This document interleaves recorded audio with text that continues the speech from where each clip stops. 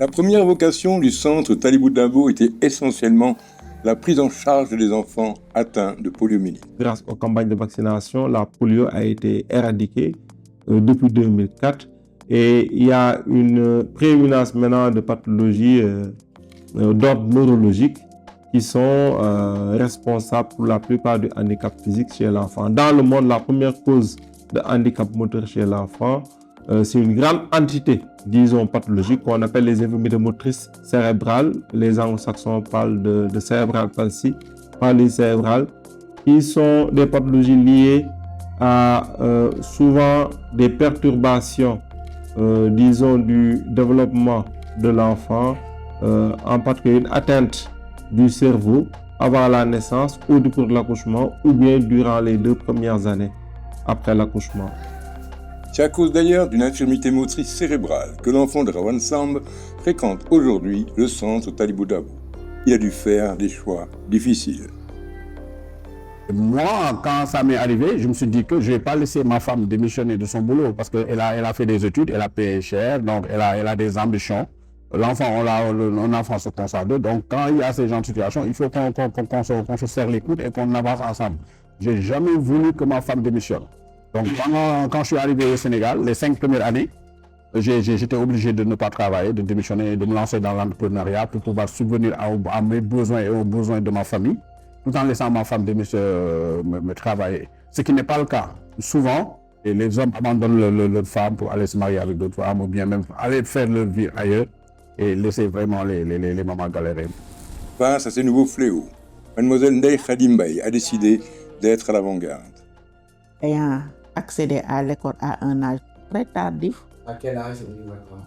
Vers 14 ans, à cause des préjugés qui entouraient ma vie en tant qu'enfant handicapé.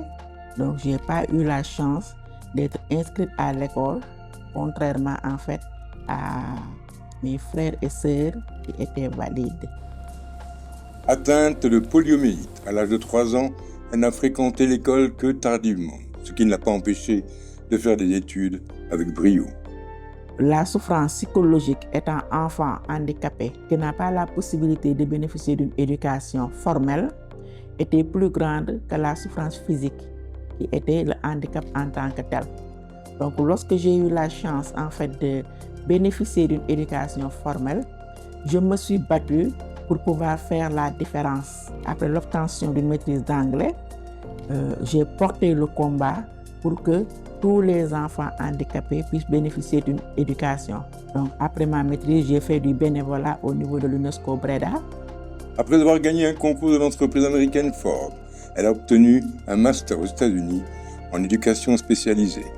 Actuellement, je suis contractuelle avec le centre Talibou Dabo où j'ai créé ce qu'on appelle l'unité médico-socio-éducative spécialisée. Ce que nous faisons pour ces enfants-là, c'est de diagnostiquer d'abord les parties où la lésion se trouve. Et après, de créer un programme pour cet enfant qui s'adapte aux besoins éducatifs spéciaux de cet enfant.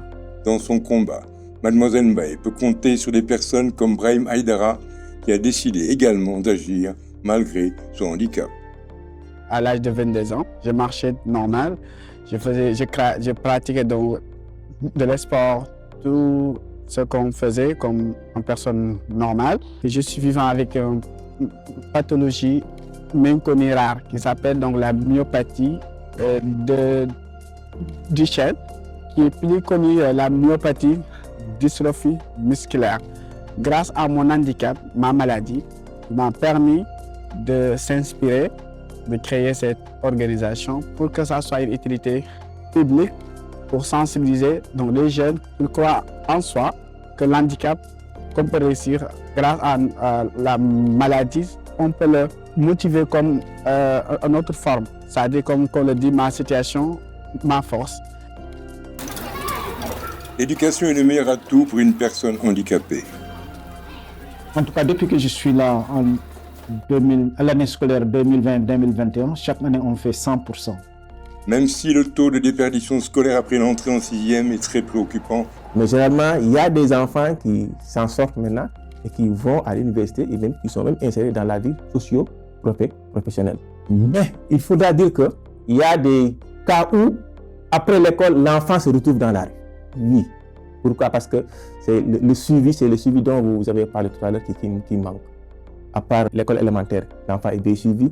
L'école maternelle, l'enfant est bien suivi. Mais une fois au lycée, une fois dans une autre école où ils ne pratiquent pas l'inclusion, ils ne prennent pas en charge l'enfant en situation de handicap, là, vraiment, le niveau de l'enfant commence vraiment à dégringoler, quoi. Face à ce constat, une collaboration a été nouée avec 3FPT et l'ONFP pour favoriser l'insertion de déficients moteurs. Des sessions de formation sont aussi organisées à l'intention des professeurs des collèges et lycées qui accueillent les anciens élèves. Le centre, qui dépend du ministère de la Santé et de l'Hygiène publique, a des relations fonctionnelles avec celui de l'Éducation nationale.